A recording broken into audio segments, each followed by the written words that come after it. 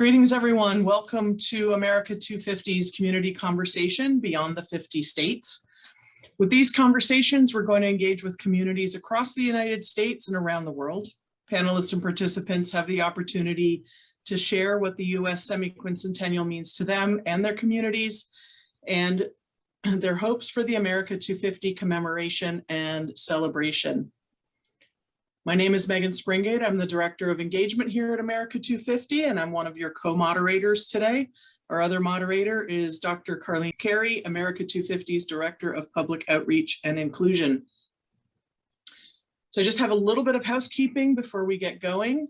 This conversation is being recorded and will be available on the America 250 website soon after we're done. Please use the Q&A or the chat function to ask questions or make comments to the panel. We'll be monitoring those and make sure that your questions and comments are relayed. A reminder to all that America 250 and these conversations are nonpartisan, and a shout out to Stephanie and Mari and Kara and Kelsey and our ASL interpreters. Jordan, I can only see your face right now.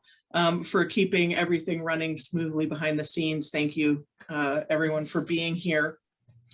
Before we meet our panelists, I'll give a brief overview of what America 250 is to help set the stage for our conversation. But before I do that, let me introduce to you America 250's President and CEO, Mr. Joe Daniels. Joe? Thanks, Megan. I just wanted to welcome everybody who's attending tonight. I'm really excited. This is my first community conversation that I've attended. I just started in this role about a month ago. So today I think is my 31st day on the job. Just to give a quick little background on me, my former job, or the one where I spent the majority of my career, I was the founding CEO of the National September 11th Memorial and Museum in New York City, and hopefully many on this call have at one time or another gone to the memorial and the museum. I got interested in America 250 because the experience with the 9/11 project really gave me this sort of first front row seat to what this country can do when we come together to support one another in a a really large scale, caring, and national way. And so the idea of being involved with America 250 and our very ambitious aspirations to not only have the largest and most inclusive commemoration in our nation's history, but to use that commemoration to bring this country together and to remind all of us that we are a country that is special in large part because of the many different backgrounds and stories that the individuals in our country make up to form the American spirit. And I think the title of this talk really says it all, that we of course look at the 50 states as an integral part of this commemoration, but it is tremendously important to the board, to the commission, to the staff, and to myself, that our U.S. territories and of course the federal district of Washington, D.C. Are equal partners in making sure that what we do here engages as many of the tens of hundreds of millions of Americans that live across the territories and across the United States. So I'd love to, sort of put this charge onto our partners here that I'll be speaking on the panel tonight, is that we are certainly not only open to involving you in this commemoration, but we're also very receptive to your ideas. Our mandate is programming sort of across the spectrum that is positive, that is optimistic, that is celebratory, that recognizes that this country has been a force for good in the world and a force for good here at home, but a commemoration that is also serious and reflective and recognizes that while we have made incredible progress since our founding in really building out this notion that we started with e pluribus unum, out of many one, that we have needed to make progress for so many people, and that progress has been uneven. And that what this commemoration can do, if we do it right, is to bring us together so that we can sort of courageously and bravely face the next 250 years and make sure that the promise of America is really accessible and meaningful for everyone who makes up the American story. So I'll leave it with that. I'm so pleased that we have such an august panel with us tonight, and I also wanted to thank my team. These kinds of conversations are not just, you know, they may look good, but we're doing them because they're the right thing to do. And Megan and her team have just done a wonderful job with Dr. Carey in engaging all those whose voices we want to hear for this commemoration. So thank you. Thank you, Joe. So I'm going to give a brief overview of America 250 now. Hopefully you can see the screen.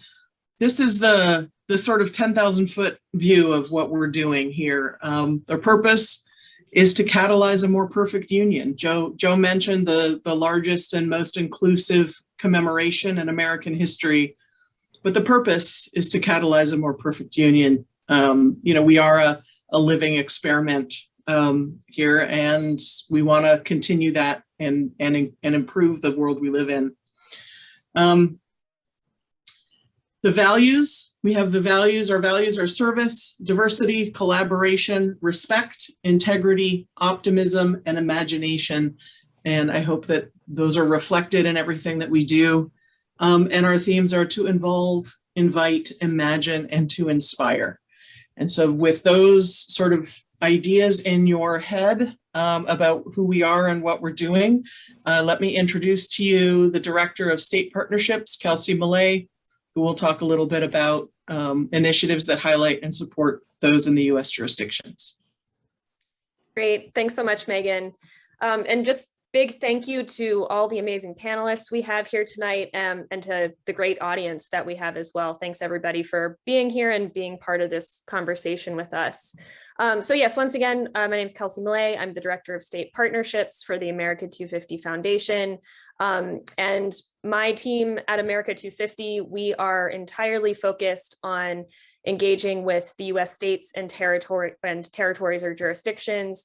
As Joe mentioned in his remarks, you know, it's really important that America 250 have a presence all throughout the country as we're planning for this commemoration, and then as we're kind of marking the big milestone in 2026. And it's very important that we be amplifying what organizations and communities throughout the country are planning for this anniversary, and that we're kind of generally amplifying all the amazing stories, histories, and cultures there are throughout our great nation. So that's, you know, why we have this specific focus on really engaging and working closely with states and jurisdictions as we're building this commemoration. So one of the key ways that we're approaching this is we are encouraging every state, every jurisdiction, and the District of Columbia to establish its own official 250th commission through legislation or executive order, both to kind of lead the planning in the state, in the jurisdiction, and also to kind of work closely with us, with the national organization, so we can all collaborate and build this thing together. And so to date, there are 19 states that have established these official commissions. You can see on the screen here on the map in dark green, the 19 states that have established, and there's several states and jurisdictions that are making progress towards establishing a commission as well. We're aiming to have all 56 of these commissions by 2023. So all 50 states, all 5 jurisdictions, and the District of Columbia, and with the goal of having all of these established by 2023. And then as these commissions are established, there's a few ways that we want to work really closely over the coming years with these state commissions and jurisdictional commissions. First of all, you know, we see our role as the national organization as a big part of it, as being a convener. So we'll be facilitating quarterly convenings, at least quarterly, mostly virtual, but hopefully some in-person convenings as well, kind of bringing all of these state commissions and jurisdictional commissions together, to share lessons learned, to share ideas for the commemoration, and to coordinate and collaborate on programs and initiatives. And then the other piece of this is the America 250 Foundation aims to form official partnerships between our organization and each of these state commissions and jurisdictional commissions. So we've started signing partnership agreements with some of the states that have already formed their commissions. And what these agreements do is they just, first of all, very generally outline the fact that we plan to collaborate and cross-promote over the coming years. These agreements also come with $10,000 in initial partnership support from the foundation to our partners. And then we can also provide what you see on the screen here as well, these custom state-specific or jurisdiction-specific America 250 logos and branding. So we recently signed an agreement and brought the Maryland Commission on as an official partner. So you see America 250 MD as an example here on the screen, and we can provide these at no cost to kind of all of our state commission and jurisdictional commission partners, and just really build this strong brand that will become very recognizable all across the country through these partnerships. And then also we just see a lot of opportunity for programmatic collaboration and cross promotion through these partnerships and through this collaboration over the coming years. So we're really looking forward to getting commissions stood up in Guam, Puerto Rico, Northern Mariana Islands, American Samoa, the Virgin Islands, and the District of Columbia, and just generally kind of amplifying all of the great work that you all are doing as you're planning for this commemoration, and the amazing civic engagement initiatives that you all have, and kind of working together to plan and build this commemoration. So thank you again to our panelists for being here today and our amazing audience that's here today. And we're also, just really excited for this to be the beginning of an ongoing conversation as we all plan for this historic milestone. Thank you. Thanks, Kelsey. So I'd like to now invite the panelists to introduce themselves. If you can give your full name, your affiliation, and maybe just like 3 words of how other commemorations, things like the bicentennial or the 400 years of African American history or other commemorations, how those have made an impact on you. Just like a couple of short words. Eduardo, would you like to begin? Yeah, thank you, and welcome everyone, and thank you for having me. It's great to represent Puerto Rico in this forum. Right now, we are celebrating the half millennium of the founding of San Juan, the capital city of the island.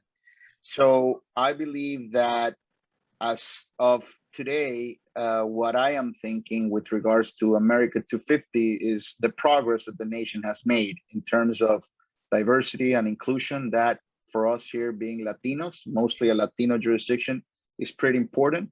I have been reflecting on this for a little bit. I first will introduce myself. I should have started with that. So I'm an attorney. I'm the president or chairman of the Puerto Rico Institute of Culture and the Center for the Performing Arts. I am a former Undersecretary of State for Federal and Foreign Affairs. So I have a career in government. Right now, I'm a private sector attorney. So I've been reflecting on what this 250 commemoration means and how much progress the nation has made. If you think back to the 94th Congress back in 1976, when we commemorated the bicentennial, there were only 18 African-American members of Congress. Today, there's 57. That's a 211% increase. In terms of Latinos, back in 1976, in the 94th Congress, there were only 8. Today, there's 52. That's an increase of more than 500%. So the nation has made a lot of progress. The CEO, I congratulate him, by the way, was mentioning the motto through which our nation was founded, E pluribus unum, out of many one. So I'm thinking about the pluribus part, the many. Who makes up that many? Who's part of the many? And the nation has made progress. I think that the many from 1976 to today is very different. It's more of a mosaic. It's more diverse. There's more inclusion, and the experiment I see as an attorney, I see the nation and as as a great experiment in political science. He has been able to withstand several tests. I'm not going to get into the political arena here, but the experiment has proven to be successful. And I look forward to participate and bring in some of the things that Puerto Rico can contribute to this great event. And thank you for having me here. Great, thank you. Elliot? Wow, that was a lot and a great opening. Thank you very much for that inspiration, Eduardo. My name is Elliot Ferguson. I represent the District of Columbia, Washington, D.C., the city that is, as many of us do, continuously fighting for the opportunity to have the representation that's necessary to get necessary dollars to really allow us to do what the other 50 states benefit from on a regular basis. My job here is to promote DC from an economic development perspective for conventions, tourism, and bringing folks to the city and all things tied to the economic engine, the $8 billion generated by those visitors. And opportunities like the bicentennial and and all other celebrations, the 400 years of African American history and commemoration. These are opportunities for us to look back and really correct some of the things that were taught erroneously. And for the bicentennial, I was 11 years old, and I was living on the West Coast, but not long afterwards, I moved to the South. And I think we've learned a lot over the last few years about the history and equally as much how wrong some of that history was in which we celebrated. So as we look forward to where we are today and look at where we are in terms of celebrating the American experience and history and recognizing the District of Columbia and the other jurisdictions that are represented here now, this is an opportunity for us to really focus on the importance of those that don't benefit from perhaps some of the same opportunities as the 50 states that are part of the United States. But at the same time, we all are a part of the United States as well. So looking forward to being a part of this panel and engaging and learning a little bit and maybe sharing as well. Great, thank you, Kimberly.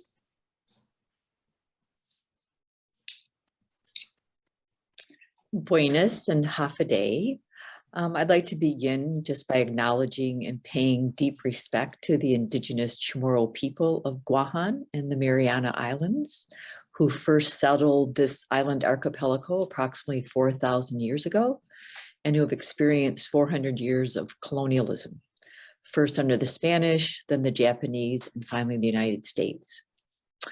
I am Kimberly Keeling, the Executive Director of Humanities Guam, which is an independent nonprofit organization that is affiliated with the National Endowment for the Humanities, which is an independent federal agency.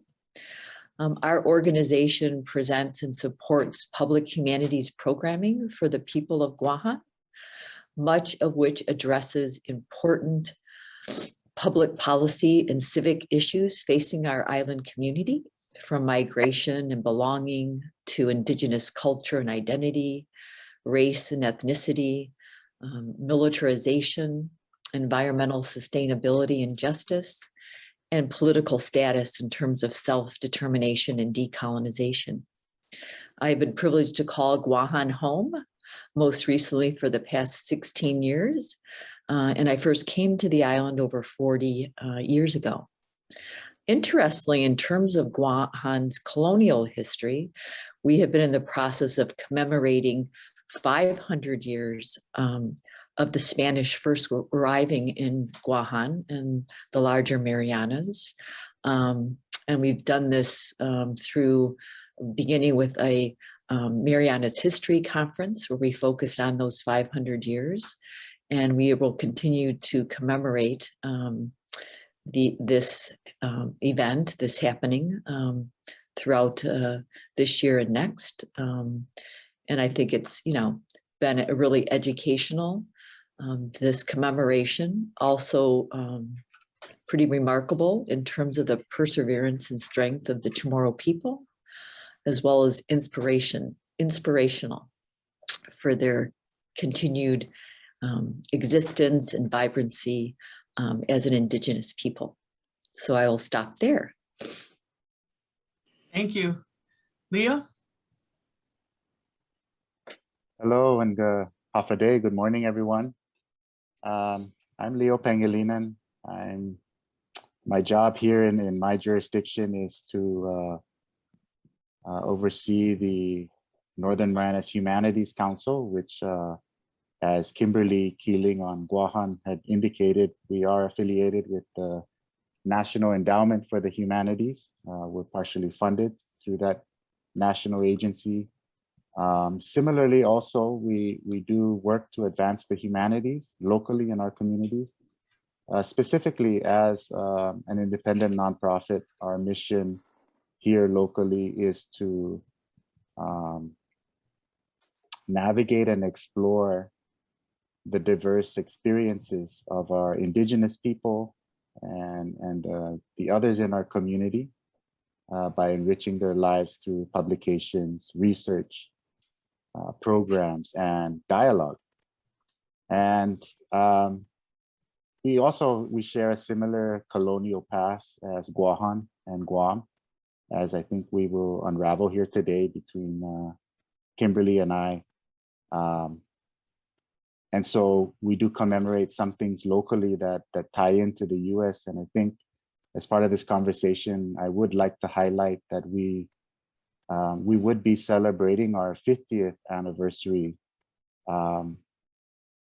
in 2026 as a member of the American family, having signed a covenant in 1976 with the United States, establishing a Commonwealth for our area here and our people in political union with the United States.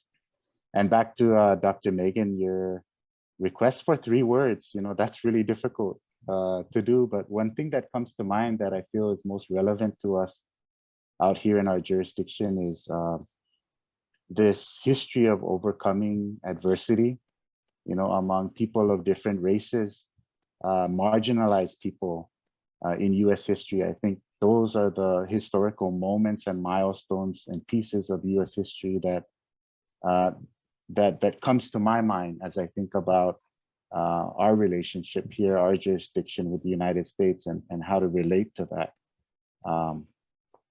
So yeah, thank you for having me. So Verdell, you are up next. Persian greetings, everyone. My name is Verdell Laverne Peterson. I am representing the exquisite islands called the Virgin Islands of the United States.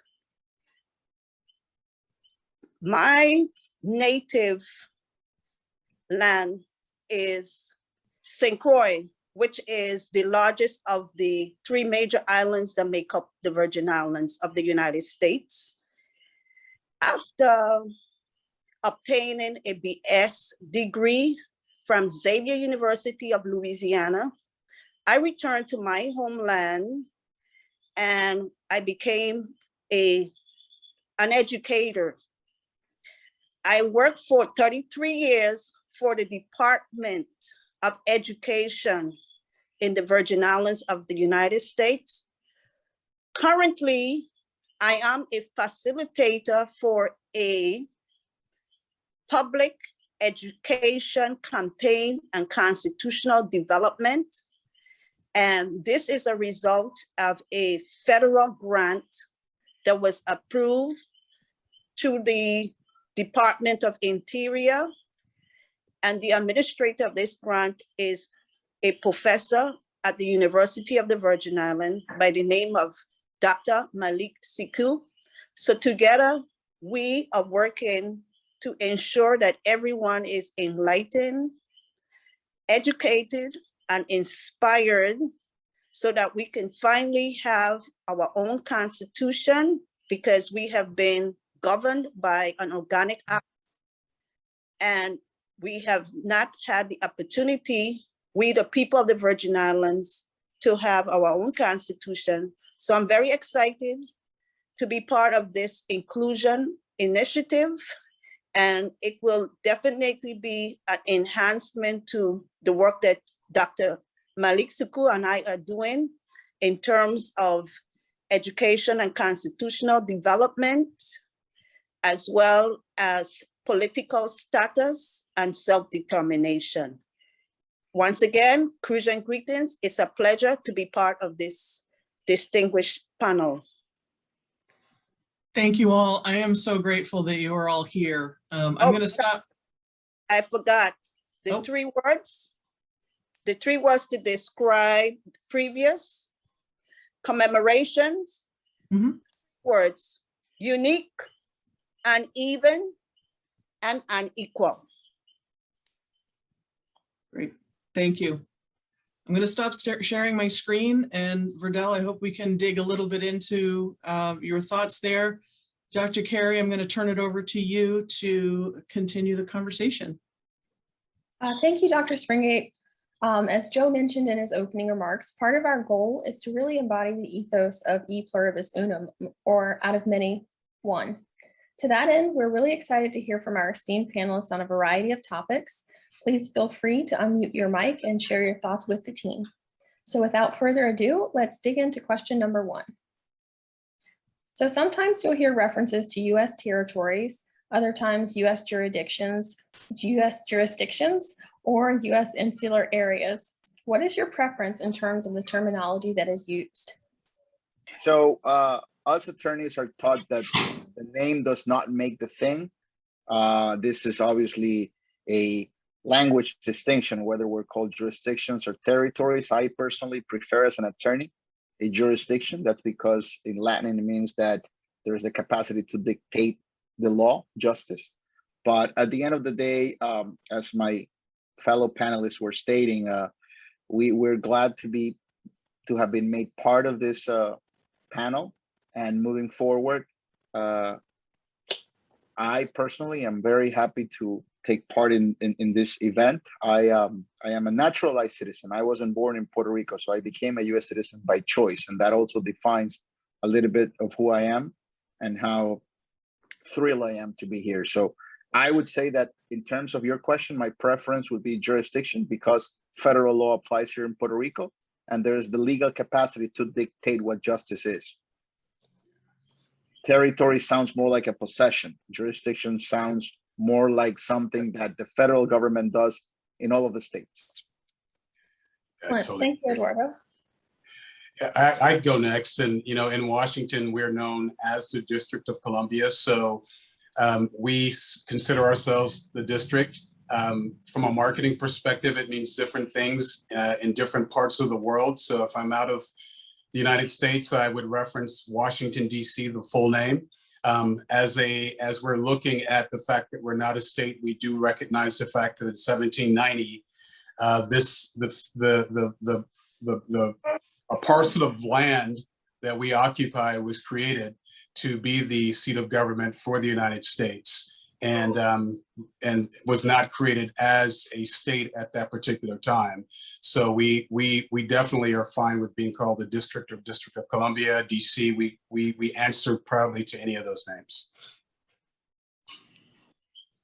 Excellent. Thank you, Elliot. Leo, it looks like you might have something to say. Yeah, if I could respond next. So, some of the other terms that I've heard are terms like US possessions in the far Pacific for our islands here in the Pacific, or US protectorates. But the bottom line is, I think our people here had no choice in the matter. And these terms imply that our lands and people belong to the United States and don't necessarily reflect these long-standing international or multilateral efforts to empower our people and areas to exercise self-determination and self-government.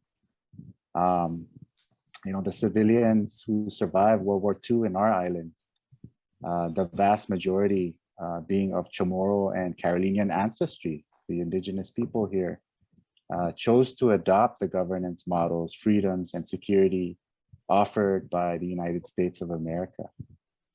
My personal preference, but this may not apply to all and probably shouldn't, because we all have different political relationships with the US.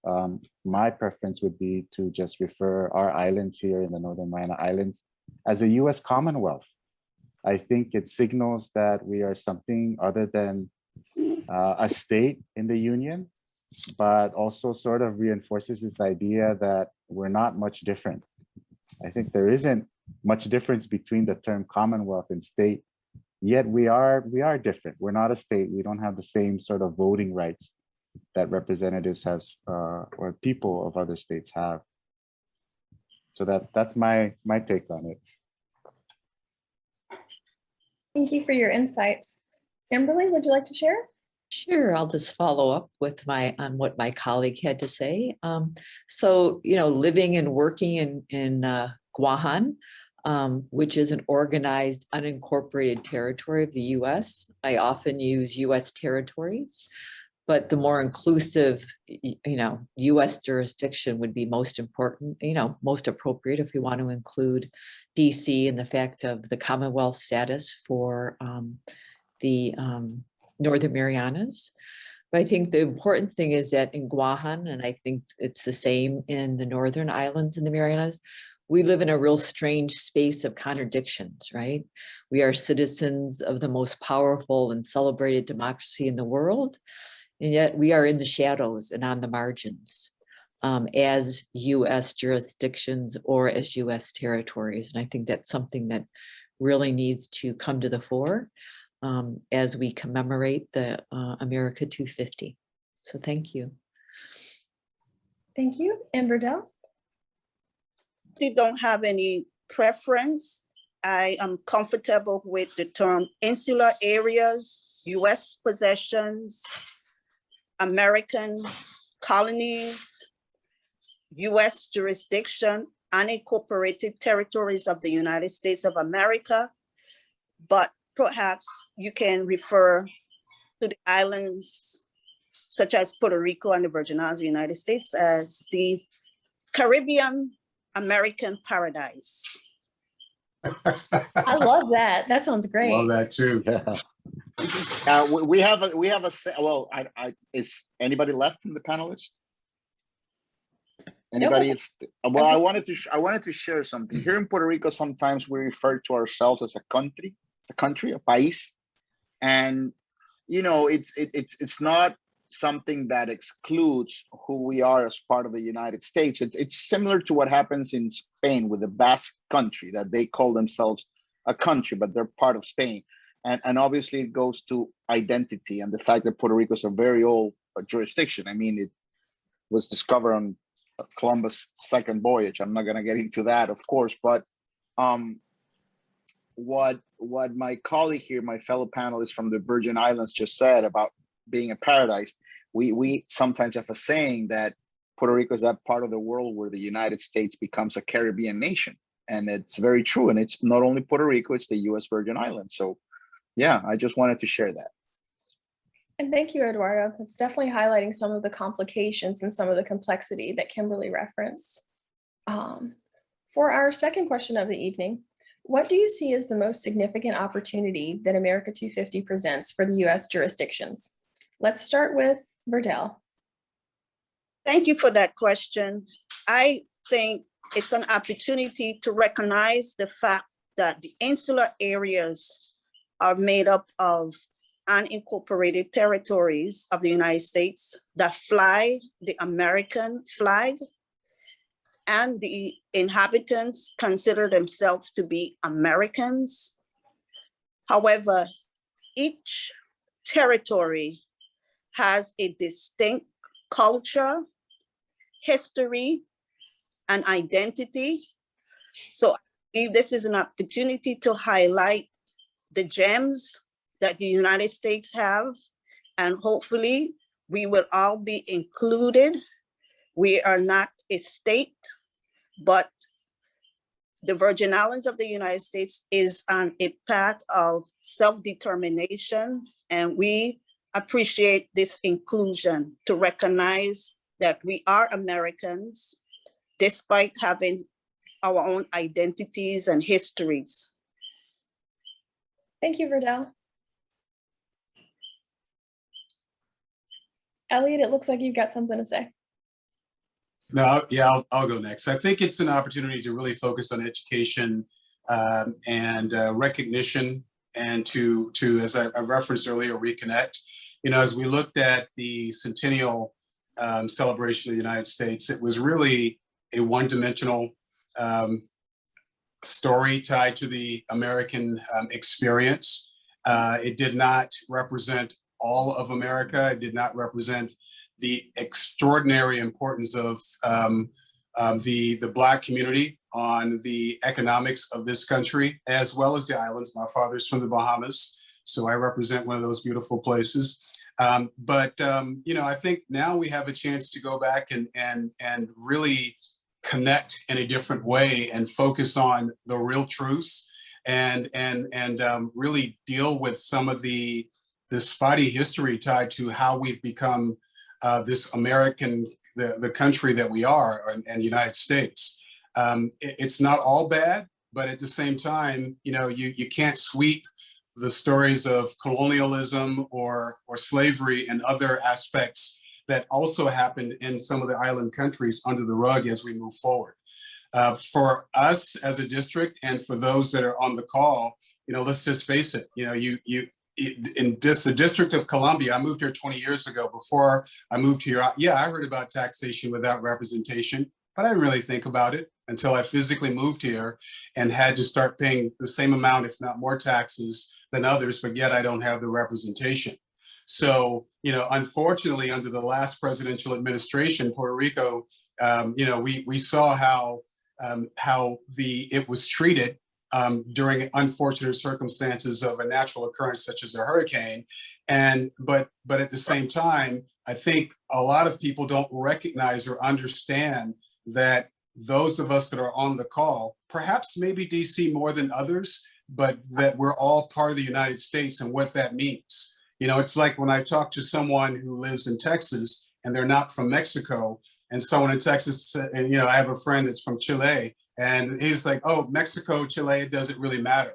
Well, it does matter. And this is an opportunity through this celebration to talk about how we all represent various aspects of of American history. And ironically, we happen to all be destinations that rely heavily on tourism for our economies. If I may, because Puerto Rico was referenced, thank you, Elliot, for your comment. Dr. Carey, may I? Yes.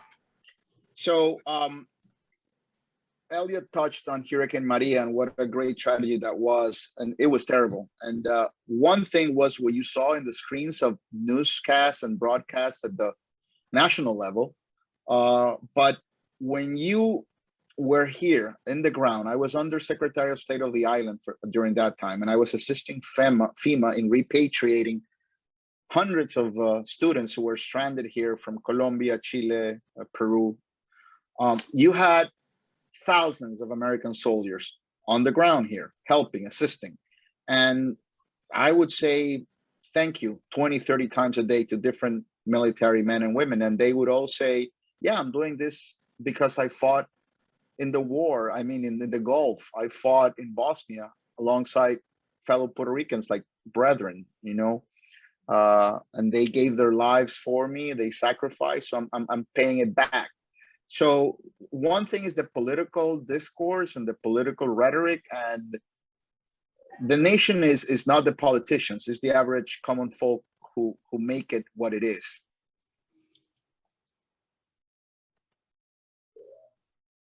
I'd like to come in on that. Thank you, Eduardo and Elliot, for framing the conversation here. When I think of opportunities for our jurisdiction and for all of us outside of being a United or a state in the Union, is it really gives us an additional platform to be able to voice our stories, our histories, you know, a lot of which is localized, you know, to our people and to the uniqueness of our lands and our own history with other nations and not just the United States. And you know, it's also an opportunity, as Eduardo had led into, to talk about these successes, the benefits that come to our way that help our people as part of being part of the United States. You know, we have between, I know, the Northern Mariana Islands and Guam, we have a high proportion of our citizens that join the military. This might be true in other jurisdictions.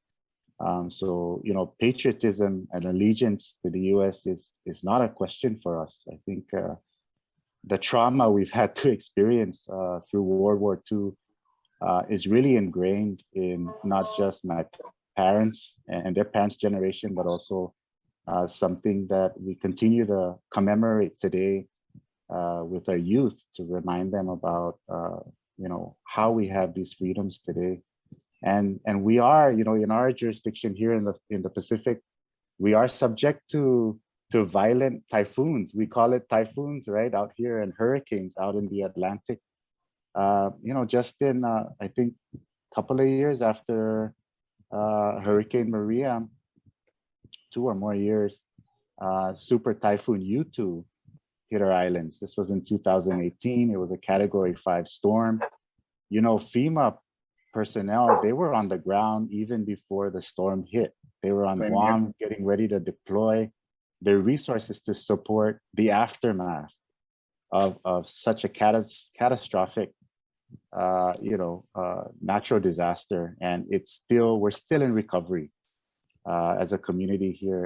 And you know, I want to echo Eduardo's sentiments about, you know, feeling that and wanting to thank them continuously, because I don't think if we had that support coming from the United States that we would be able to come to this level of recovery in our community, both socially, culturally, economically, and you know, of course, in the family as well, keeping our families together.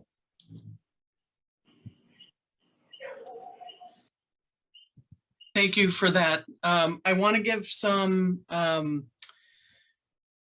comments that we've been getting in the chat and in the question and answer, just to sort of move the conversation along. One of the comments is, since we're talking about the American Revolution beyond the 50 states, I hope this celebration will finally reveal what has been erased from history, starting with the Spanish enterprise in the Americas that took place prior to the American Revolution, and then offering there some notes on where to find that history. We have a comment also that now we're getting to the core of exactly what we need to bring to the forefront. So thank you, panelists, for getting there. And also, you know, it's refreshing to see these perspectives from beyond the 50 states, especially the recognition of the indigenous populations and their rights and aspirations. But it does seem that Indigenous First Nations located within the 50 states should also be included in this conversation. I'll open that to thoughts for folks. And then a question, as you begin the process, in what way do you want Americans to contribute to the building of the narrative in the immediate term, and how can they help in designing what the commemoration should look like? So how is that, how can that work from your perspective? I'll just begin just kind of, you know, talking about, you know, if you want, you know, from my perspective, living in Guam, the American 250 can make a very inclusive, very commemorative celebration, I guess, you know, by once again giving voice to the experiences and perspectives of the peoples of these US jurisdictions, right? Giving their own voice, their storytelling, as Leo pointed out. And once again, particularly those of the indigenous people. And the experience of the indigenous people in the territories or the jurisdictions are not similar to, but in some ways they, you know, they're reflective of the experiences of Native Americans, right, in the 50 states, in terms of marginalization, erasure, those kind of issues. So I think obviously, yes, Native Americans need to be included in the conversations. And also it's an opportunity to create really, and I think Leo touched on this as well as the two gentlemen that are with us, Eduardo, about creating greater awareness, understanding and knowledge of the US jurisdictions and their diversity, right? Their histories and cultures, their political status, environmental conditions, specifically as related to climate change, economic conditions, because in Guahan, we are extremely dependent on the US in terms of our economies through the military, through militarization, and through corporate tourism. So those are all the things I think that America 250 could really, be a very special commemoration and celebration by giving voice to all of these communities. It's all about the diversity of the American experience. I think constantly about how one-dimensional things are in terms of how we promote destinations and how America has been perceived, and to a certain extent, how those that have led this country in high positions for a long time have not really. There's so many things and so many opportunities to really educate, keep diversity at the forefront of the celebration. America is not a country that the vast majority of us that live here, we took this land, and we need to talk about the indigenous people. We also, it's a global, this is not the only country where it's happened.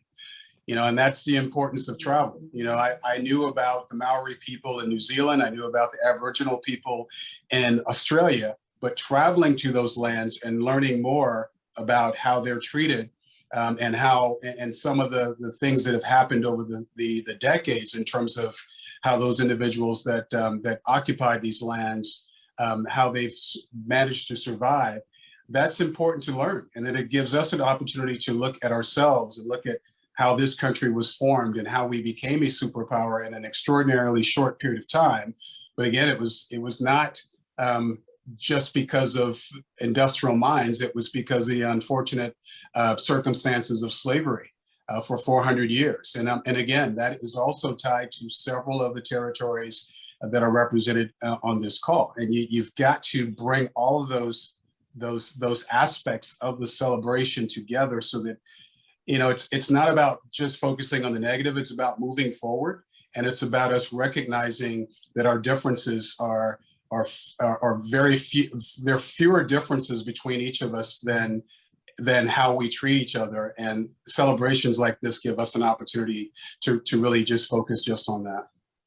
Yeah, I also like to share that. I think the United States is a nation defined by milestones, and at the core, progress is based on that which once seemed to be impossible in time becomes inevitable.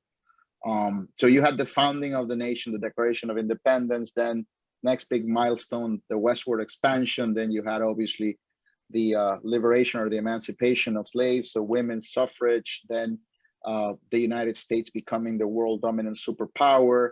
And to me, it seems that we should reflect on where we want to be by 2076, if you will, by the third century of the Declaration of Independence. And I think that progress has been made, and just like technology has advanced so rapidly in the last decade or so, we will see a lot of social progress, just because sometimes people don't react until something is at stake. And as territories, I would share with my fellow citizens in the States that,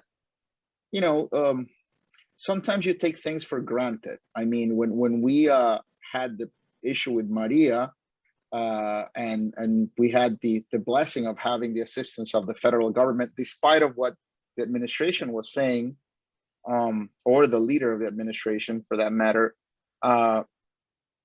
we were embraced by the citizens, not the politicians. We were embraced by our fellow citizens. So I just wanted to share that I think that we should focus on where we want to be by 2076 and what we do to get there, because they will look back. I started my dialogue with the numbers of legislatures that are Latinos and African Americans, how much they've grown.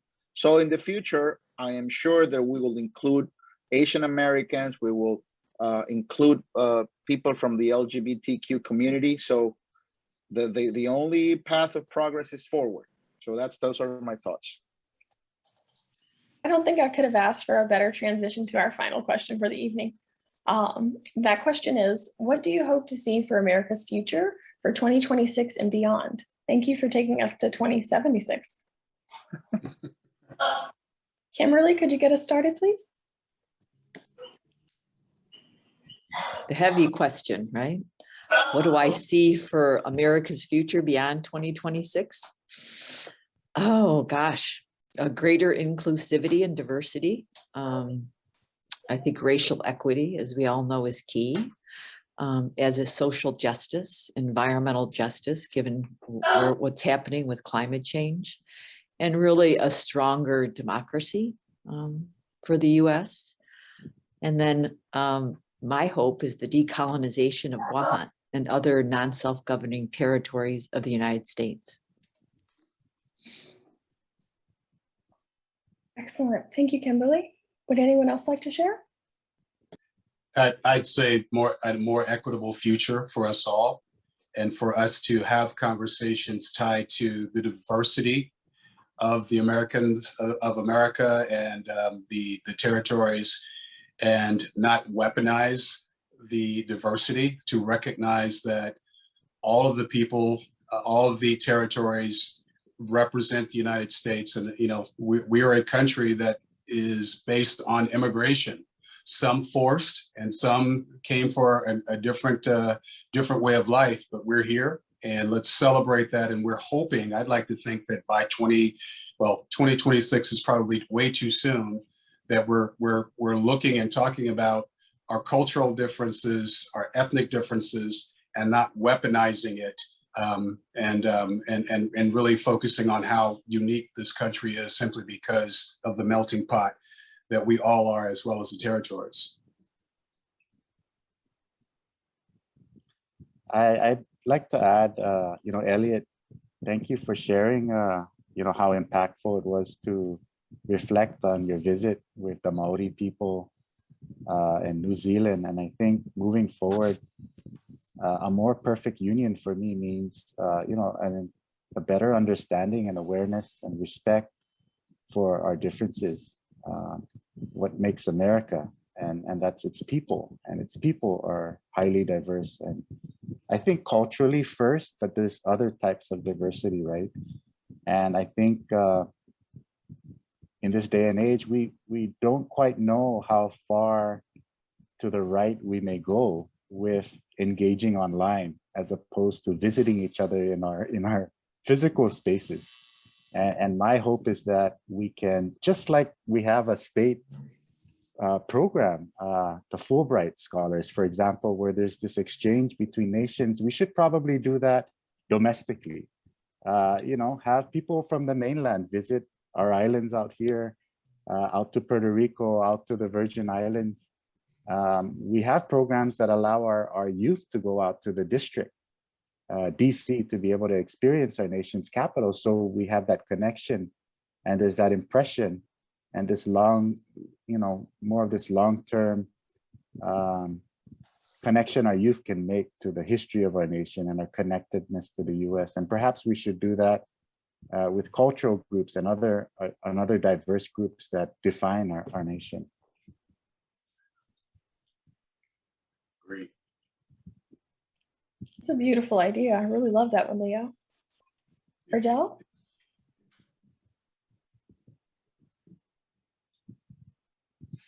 I'm afraid you're on mute. Famous words from the pandemic. You're on mute. I'll have to get it on a t-shirt. It has to be. Yeah. Yeah, absolutely. You're on mute. Okay, I'm sorry. Am I on? You are. Okay, as I look forward to commemorating America 250, I reflect on what is written in the preamble of the Constitution of the United States.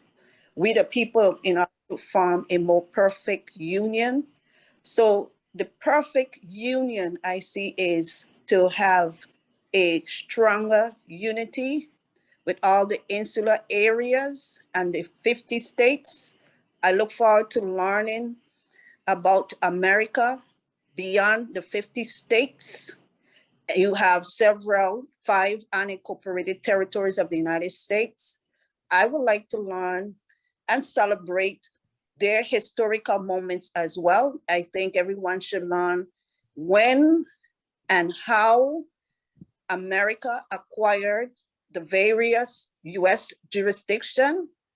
And specifically for the Virgin Islands of the United States, I will also like for others to join us in commemorating some milestones, such as when these islands, the Virgin Islands of the United States, were transferred from Denmark to the United States of America. Other important dates, when we were allowed to vote for the first elected governor of the Virgin Islands of the United States, mass naturalization, and most recent, we had an election, a referendum in which the people have spoken and expressed the will and desire to adopt the revised Organic Act of 1954 as our constitution.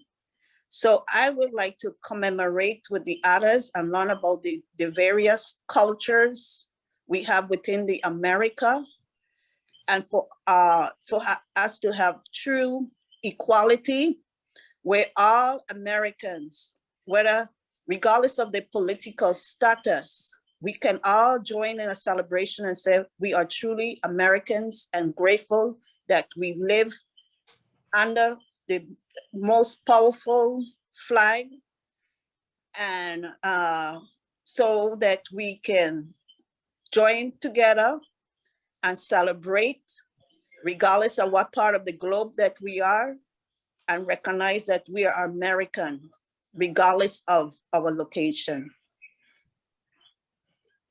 Yeah, and travel does that, by the way. Tourism, you know, let's make sure that the celebration is tied to promoting visitation to each of these areas that are, to all of our areas that are represented. And again, that's how you start really appreciating our differences and celebrating how similar we are and learning more about the cultural differences. And I think we have just, I have a suggestion before we go. So integration has to start someplace. So in the future, it'd be great to integrate the territories or jurisdictions with the states for future conversations so that we can compare and contrast notes. Heard. Thank you. Thank you, everybody, so much to our panelists and those in the audience for attending.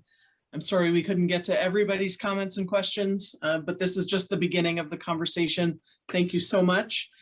We would like to continue the conversation with you. Please contact us at engage@america250.org.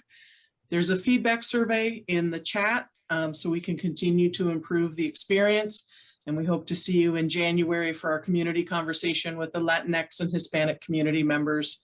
Please stay tuned. Thank you so much, everybody, for joining us. Have a wonderful evening, morning, day, wherever you are. Thank you. Thank you. Thank you. you.